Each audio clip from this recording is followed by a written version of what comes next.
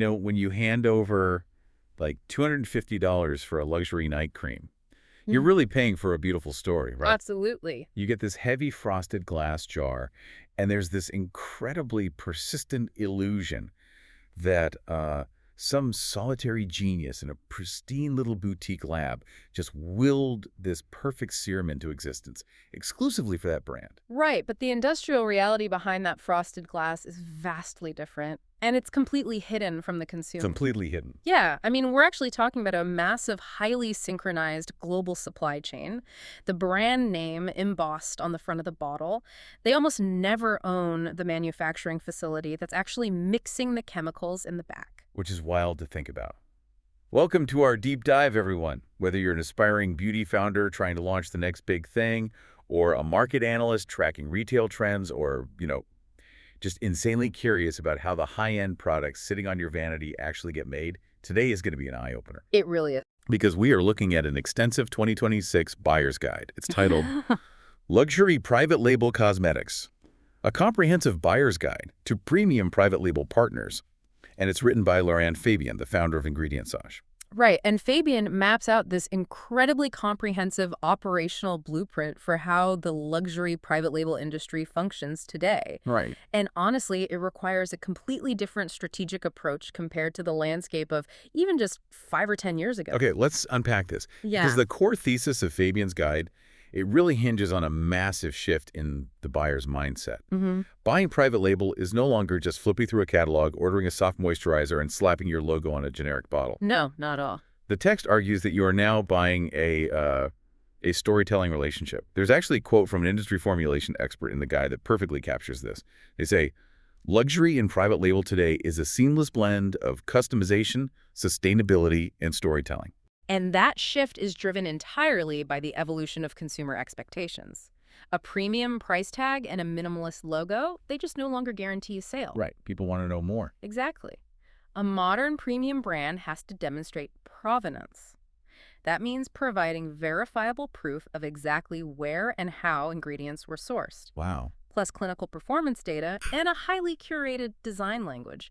I mean, consumers are just highly educated now. They really are. They can spot a cheap, white-labeled, off-the-shelf product instantly, so the manufacturer you choose becomes the literal co-author of your brand's physical reality. So if we need a partner to co-author this story, we have to figure out who the actual characters are that we can cast. Right, exactly. The guide outlines 3 very distinct archetypes of manufacturing partners. And choosing the right one basically dictates everything about your operational capability. Let's start with Profile A. Okay, Profile A. The guide positions this as the global OEM, or original equipment manufacturer.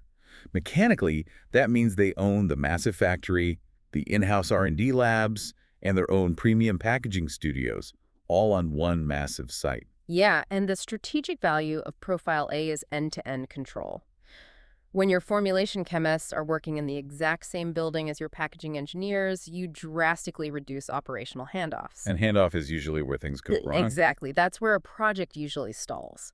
For example, if an indie brand hires an external lab to make a serum and then a totally separate company to make the plastic pump, Right. they might discover 6 months into production that the specific acid in the serum actually degrades the plastic in the pump. Oh, wow, that sounds like a nightmare. It is. But by keeping it all in-house, Profile A prevents those disconnects and maintains a highly consistent physical brand vocabulary. It sounds like a massive vertically integrated tech campus, honestly. Yeah. Like everything from the silicon to the software is developed under one roof. It really is like that. But then the guide introduces Profile B, which is the Europe-based luxury eco lab. Now, my initial thought here is if Profile A is like a massive one-stop shop department store, Profile B is the bespoke, eco-conscious boutique. That's a great way to look at it. But I want to push back a little on this, because if Profile A has billions in infrastructure and can literally do everything under the sun, why would a brand go anywhere else? Well, what's fascinating here is that Profile B excels precisely where a generalized global juggernaut might actually stumble. Oh, really? How so? Deep, specialized compliance. The European Union operates under EU Regulation 1223/2009, which is arguably the strictest cosmetic safety framework on the planet. Wow. Okay. Yeah, the EU has banned thousands of chemical compounds that are still, perfectly legal to use in North America or Asia. Profile B is structurally designed to navigate those specific restrictions without sacrificing product efficacy. And it goes beyond just following the law, right? Yeah. The text mentions Profile B specializes in clean label ingredients and certifications like Cosmos and Naturo. And just to be clear for you listening, Cosmos isn't just some green leaf stamp you pay to put on a box. It's intense. It's incredibly rigorous. Yeah, it requires independent auditors to physically trace the life cycle of an ingredient all the way back to the soil it was grown in. All right. They verify that no prohibited synthetic fertilizers were used and that the harvesting process was completely ethical. It's a massive undertaking. It really is. And that level of traceability is paired with what the guy calls a green through luxury aesthetic. I love that phrase. Right. Profile B knows how to engineer elegantly designed refillable systems and utilize post-consumer recycled plastics that actually feel heavy and premium in the hand. Instead of feeling brittle or cheap. Exactly. So if your brand's core identity is eco-conscious prestige, Profile B already operates natively in your specific operational dialect. Okay, so Profile A is for massive, frictionless scale, and Profile B is for strict European regulatory alignment and sustainability. But what if I don't care about a 10-year sustainable roadmap? Right. What if you just need speed? Exactly. What if I'm an influencer who just went viral on social media and I need 50,000 pink lip glosses shipped to a fulfillment center next month? Then you are looking for Profile C, the U.S. speed demon. The speed demon. Let's talk about them. Profile C is built entirely for velocity. They are U.S.-based manufacturers known for dominating the color cosmetic space. So lipsticks, eyeshadows, complexions. Right. And their entire business model is structured around highly scalable MOQs, or minimum order quantities. They offer incredibly rapid lead times. Let's ground that business term in reality for a second, because MOQs absolutely make or break indie brands. Oh, without a doubt. Like if a massive factory has an MOQ of 50,000 units and each unit costs $10 to manufacture, an indie founder basically has to lock up $500,000 of capital in a warehouse just to launch one single product. Which is impossible for most startups. Right. But Profile C offers much lower scalable MOQs.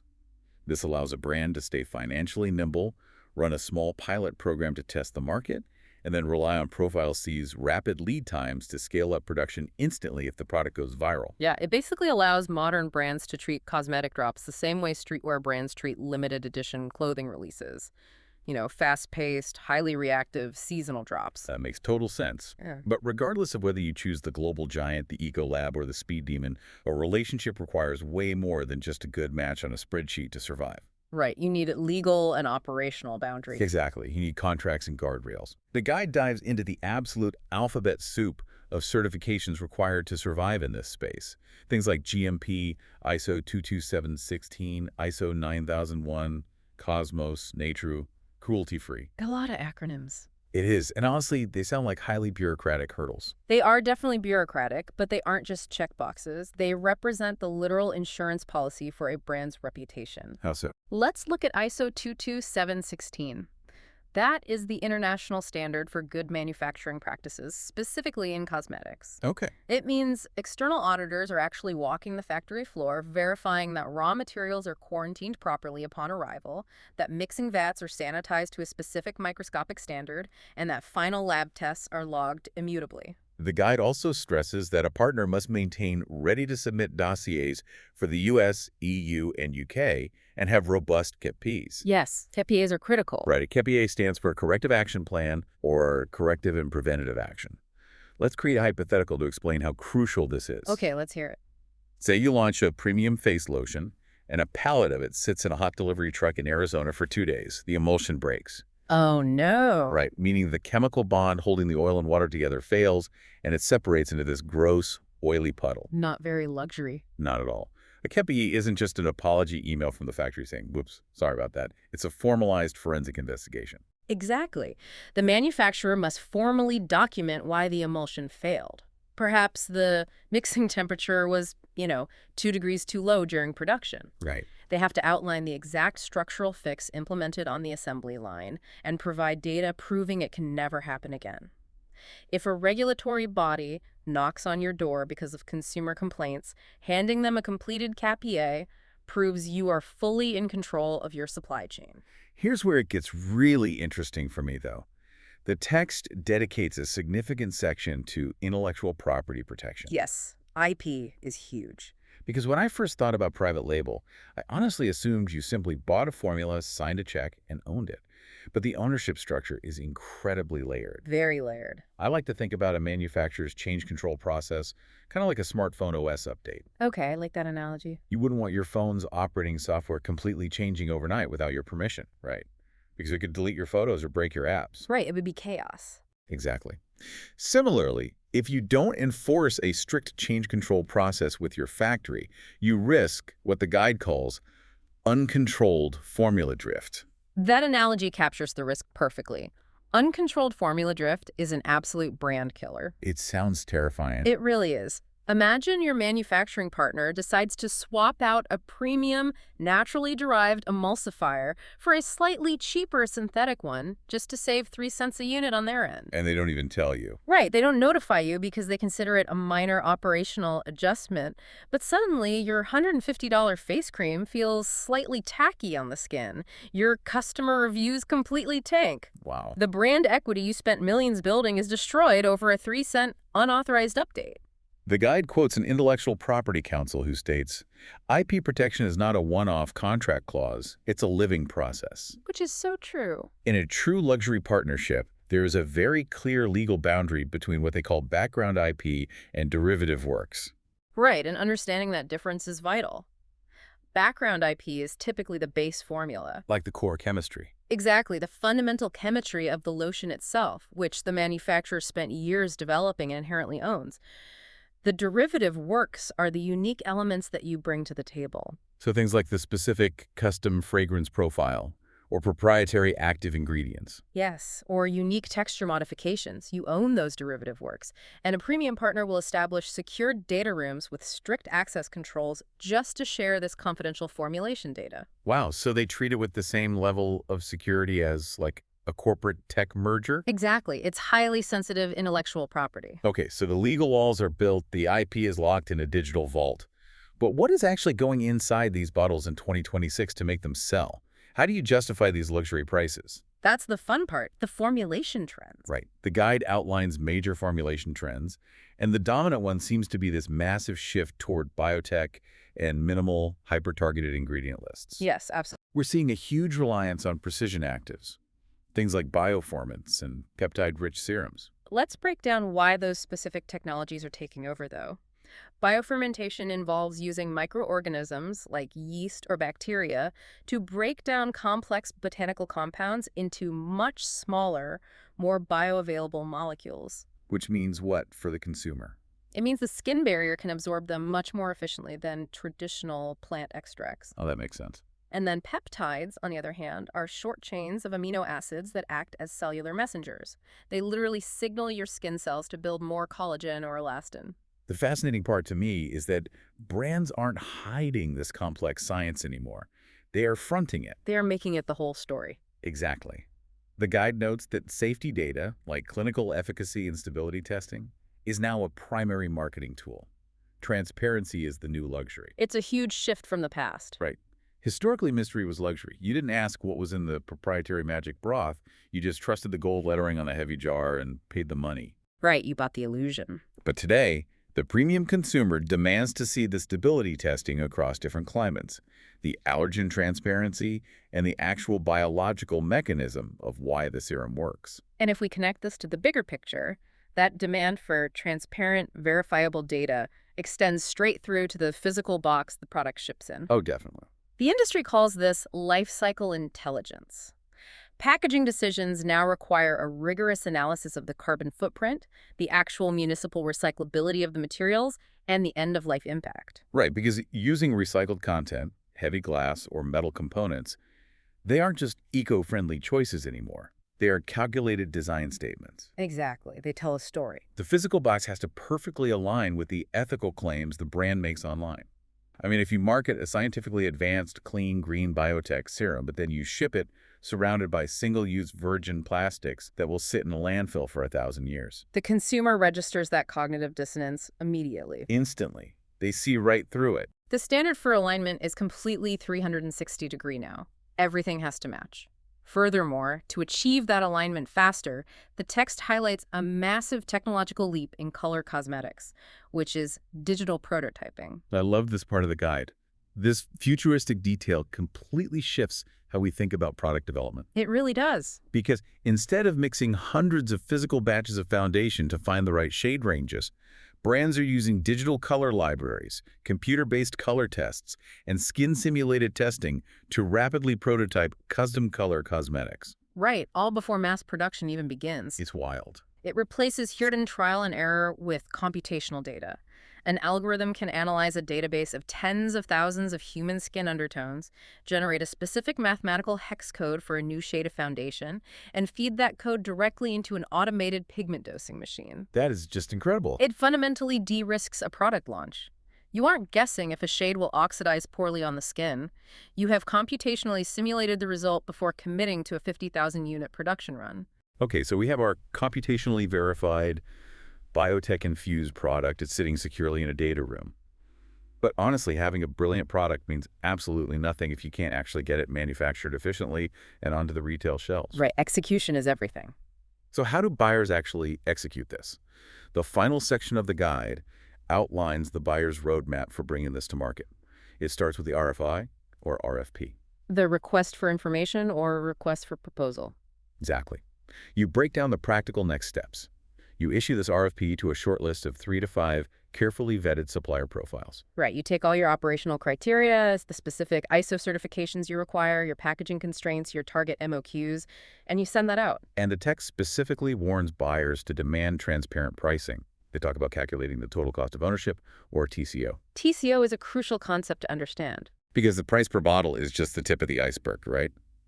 Like if the liquid in the jar costs $3 a unit, but you are required to pay $50,000 a year in mandatory stability testing, quality assurance audits, and sample logistics. Your real operational cost is significantly higher. Exactly.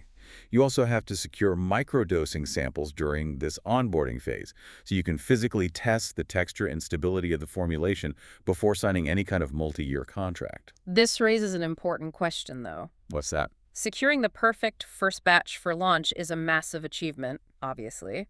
But how do you ensure that manufacturer doesn't let the quality drop a year later when you are just another recurring order on their spreadsheet? That is the million-dollar question. Yeah. And that's where the long-term governance model comes in.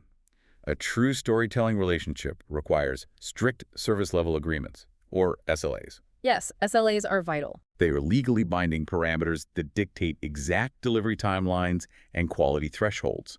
You don't just hope they do a good job. You implement quarterly performance dashboards that track metrics, like the parts per million defect rate on your pump dispensers. You also need to establish joint development roadmaps. You and the manufacturing partner sit down and map out your product pipeline and anticipated regulatory shifts for the next 3 years. So you're basically treating the factory not just as a vendor, but as a strategic co-founder. Exactly. That continuous integration is the only way to sustain premium growth in an incredibly saturated market. So what does this all mean? If we step back and look at the landscape Laurent Fabian has documented for 2026, launching a luxury private label cosmetic line is this incredibly intricate dance. It really is an intricate dance. It requires balancing cutting-edge scientific innovation with uncompromising regulatory compliance and wrapping it all in a deeply considered, eco-conscious design language. Absolutely. For you listening, the ultimate takeaway here is that true luxury in this space is no longer just a label or a clever marketing campaign. It is the verifiable end-to-end story of exactly how a product came to be. Which naturally leads to a really profound thought regarding the trajectory of this entire industry. Oh, I'm intrigued. What are you thinking? Well, we discussed how technology now allows brands to digitally simulate skin compatibility and custom match shades using algorithms, completely bypassing physical trial and error. Right, the digital prototyping. Exactly. As that digital prototyping and automated micromanufacturing continues to advance, we have to ask ourselves, how long will it be until private label evolves into true personal label? Oh, wow. Personal label. Imagine a near future where cosmetic products are no longer manufactured in batches of 10,000.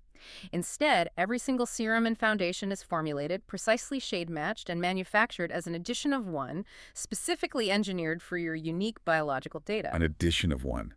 That is wild. It completely dismantles the current mass market model and redefines the very concept of luxury. It really does. That is a perfect, provocative thought to leave you all with today.